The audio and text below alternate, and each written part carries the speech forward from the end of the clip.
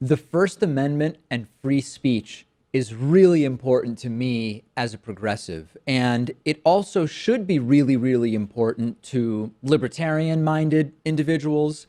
Free speech and the First Amendment should be really important to the constitutional fetishists on the right, as I call them, because, again, the First Amendment is part of the Constitution, the Bill of Rights. And it's increasingly disturbing that the current White House under President Donald Trump has been systematically attacking the institution of free speech and making us question whether the First Amendment is in danger in some way.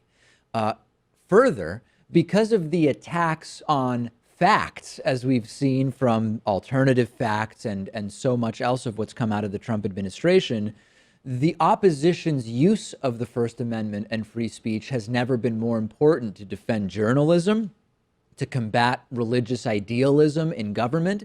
And Donald Trump's positions and actions have been an affront to many of these protections that I thought were guaranteed by the First Amendment. This includes freedom of speech, freedom of the press, and separation of church and state.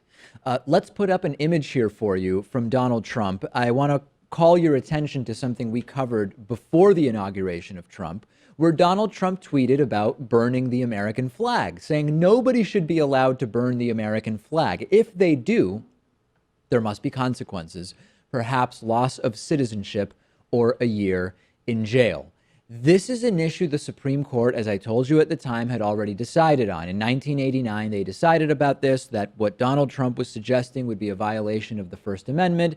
And by the way, the Supreme Court also decided in 1958 that taking away someone's citizenship as some kind of punishment is unconstitutional under the Eighth Amendment.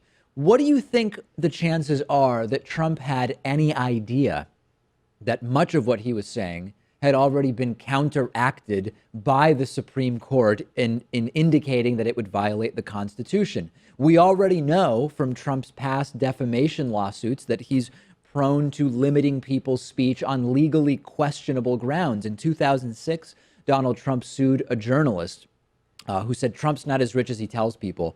Trump lost in court. In 2012, Donald Trump threatened to sue a journalist for a column that called Donald Trump a clown and pointed out that this Tampa skyscraper Trump was going to build was never built.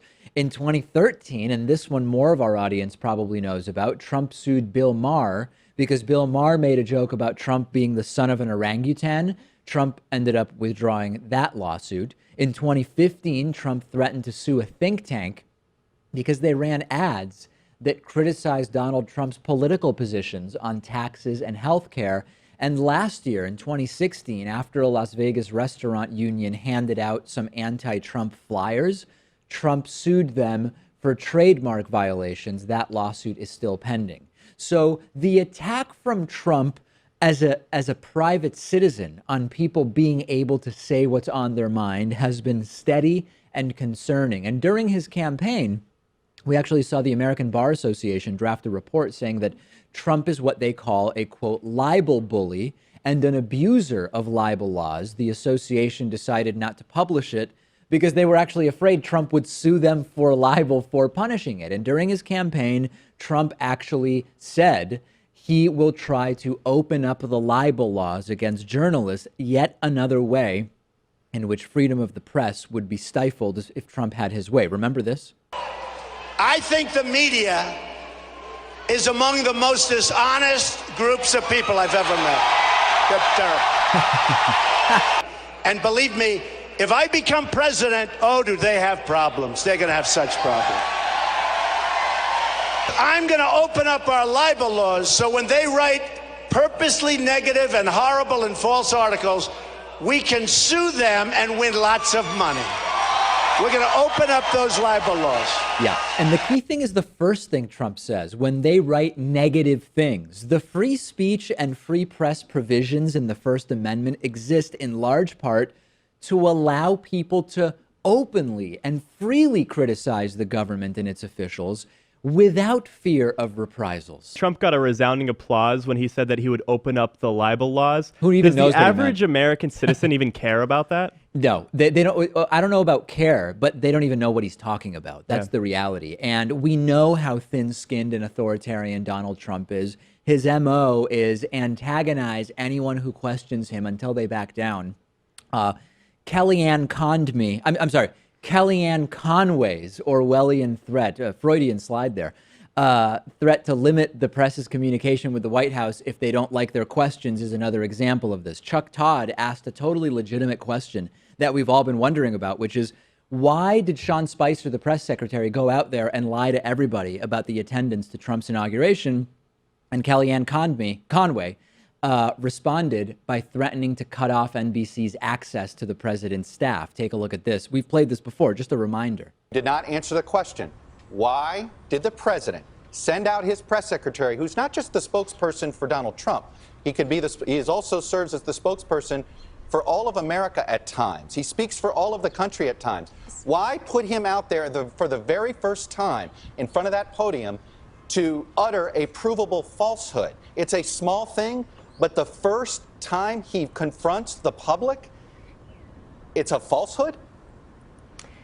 Chuck, I mean, if we're going to keep referring to our press secretary in those types of terms, I think that we're going to have to rethink our relationship here. The threat of losing access, another way to stifle the free speech of media outlets. Donald Trump has also shut down the White House comment line, a phone number that people could call to leave a message for the White House. It's being reported also that signatures on petitions on the White House website are not being counted. Trump is not allowing certain federal agencies to communicate directly with the public, such as issuing news releases or responding to questions.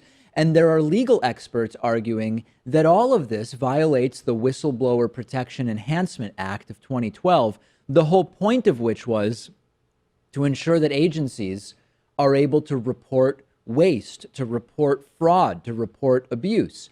The Trump administration is also going in the direction of suppressing free speech with their anti-net neutrality efforts, which directly threaten free speech and equal access to airwaves and media. This applies to web content publishers. This also applies to people just accessing web content. I've told you before, Trump seems to have very little clue what net neutrality is, but he's been against it for a while, and we see this through his appointment of Ajit Pai, a former Verizon lawyer, no less, to be FCC chairman. He's undone about 12 Obama-era consumer advocacy policies and proposals, including the Obama administration's net neutrality efforts to classify internet service as a public utility.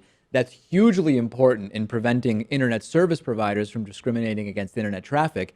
There's a whole host of ways, including trying to keep prison phone rates down, which Ajit Pai has pushed back against the protections that the Obama administration tried to put in place.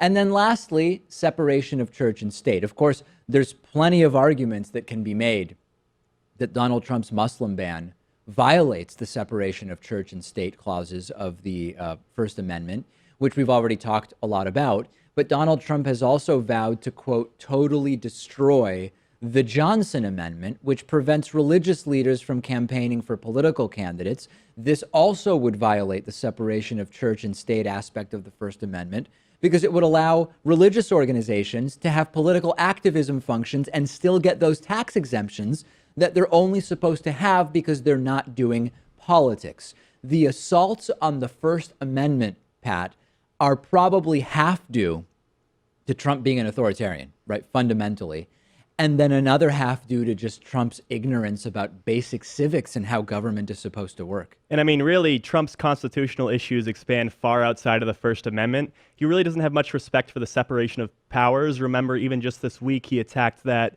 justice who struck down his travel and refugee ban, calling him a so-called judge. Indeed. And then there's an argument to be made that he's in violation of the emoluments clause by accepting gifts from foreign dignitaries. But I think the First Amendment is probably most dear to Americans' hearts. Well, as progressives, the First Amendment is one of the fewer things that we will have during the administration with the Trump White House and a Republican House and a Republican Senate. But you're right. And the irony of it, it's sort of a sick and disgusting irony, is that the guy from the party which supposedly reveres the Constitution like a religious document is the guy who might be in violation of the Constitution in multiple places. And I call it an irony, sort of to laugh instead of cry, I guess. But we have to activate around these issues of speech because the suppression is coming fast and furious from the Trump administration.